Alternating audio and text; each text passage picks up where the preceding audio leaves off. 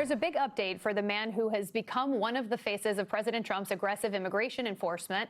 A federal judge has canceled the trial of Abrego Garcia that was scheduled next month on human smuggling charges. Instead, he'll hold a hearing into whether he's being vindictively prosecuted.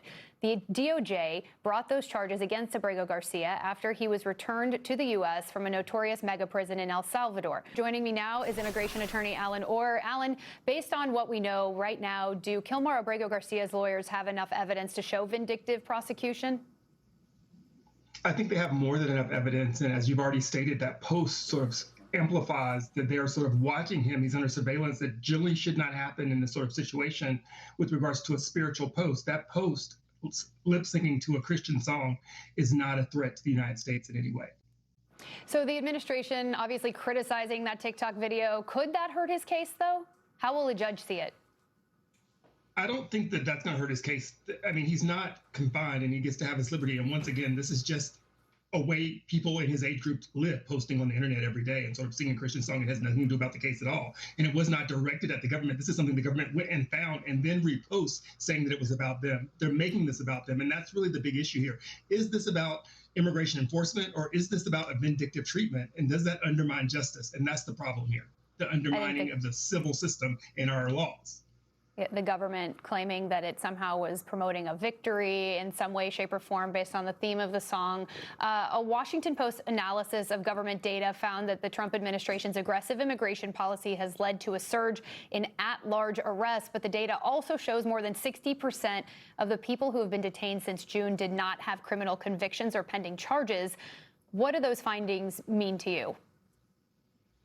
This means that this is more about numbers than immigration enforcement. And when you say that there's these big security threats, when you make everyone a threat, you're really not focusing on the real issues that are at hand. And what we've seen is not only are these sort of targeted arrests for communities that will impact a bunch of United States citizens who will get caught up, then have to prove they're United States citizens rather than direct evidence. It also sort of tells us a story because more than 1 million people have had their status removed by this government. So it's not about people who've done something, who entered the country undocumented, because many of them did enter documented and have not done things lawfully. We're just trying to get the numbers up. And that's really sort of the big immigration story here, is that there isn't this 11 million people that have done these harsh crimes that can be deported, because most of them don't have crimes. And we're making people who have legal status have undocumented status so we can remove them from this country. So speaking of people who are here legally, they are documented, not U.S. citizens yet. Meanwhile, like DHS has announced new visa travel restrictions and protocols that went into effect on Friday. The new rules authorize federal authorities to monitor the international travel of non-U.S. citizens, including lawful permanent residents, and apply heightened scrutiny to some green card applicants. What could these changes actually mean for people who are currently in the United States legally? Is it just a headache, or are there material impacts of this? So there's material impacts for the individuals and for companies. Let's start with the individuals. My firm and many others have suggested that people with green cards don't travel at this time. So that's an infringement of their liberties and to see their families.